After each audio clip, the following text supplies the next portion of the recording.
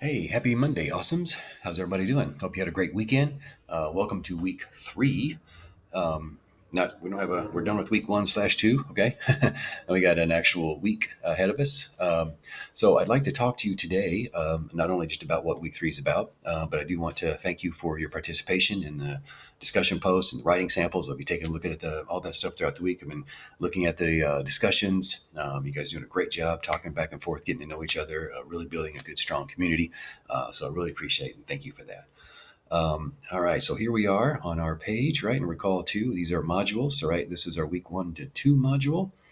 And so we're starting this week right here, our week three module, as it's called here on Moodle. So this week is going to be kind of fun. We're going to this is really part and parcel to and a very important part of our rhetorical analysis. As recall from the rhetorical analysis video, that this is broken up into sections, right? Start off with an introduction, kind of give some background, talk about, and then we're going to talk very specifically next week. We're going to identify the argument type.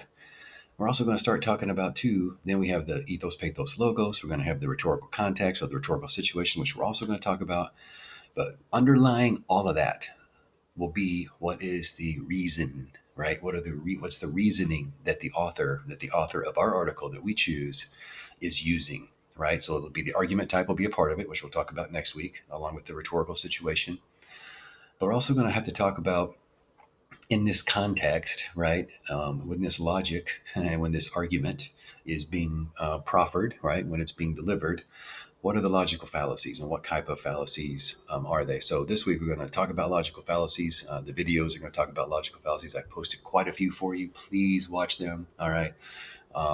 Some of them might be, there's one or two a little on the dry side, but really pay attention to the names, right? Because you'll want to bring in a specific types of logical fallacies. We want to name them. So when especially we're in the logos section, right? When we're analyzing our article, and we get to logos, so we'll have it like in the argument type. Overall itself is going to be this type of argument, and it may have a logical fallacy in it. But then also there'll be other little fallacies along the way that are underlying, that are supposed to be supportive reasons for your author's overall main argument. So logos, logical fallacies is going to appear a lot. So understand logic or logos for rhetorical analysis. We'll talk about that as well. And then primary to this week is selecting your article for project. All right, for the project one. All right, for rhetorical analysis. So I've got Purdue Owl logical fallacies links, and I'll show you those here in a minute and read out of our textbook, Grizz Writes, chapters 9 and 10.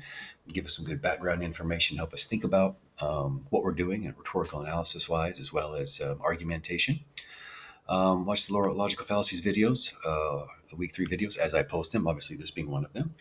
And then have your article selected and begin annotating where the logical fallacies are and what type they are, right? So we're going to really start to have hopefully by the end of the week, we've got our article selected. And now that we have an understanding of logical fallacies, we need to start noting them. So as you are watching the videos, I highly encourage you to either have another Google Doc up, or if you're a handwriter person, kind of like I am sometimes, have a piece of paper down and start noting and really kind of starting to understand these types of logical fallacies. All right, here's a video right here. The Why of Logical Fallacies video kind of contextualizes and helps you kind of think about how logical fallacies fit into rhetorical analysis. This is a video I cut a while back.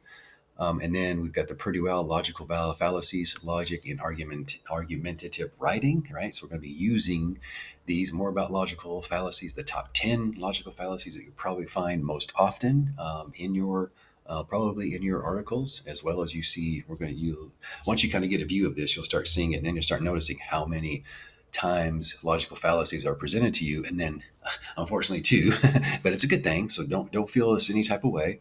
We'll also understand too how many times we use logical fallacies, and it really make us stop and think. So there's a double benefit right here. It's not just to get through the assignment, but it's also to increase our what we call critical thinking skills, and that's why this is so important.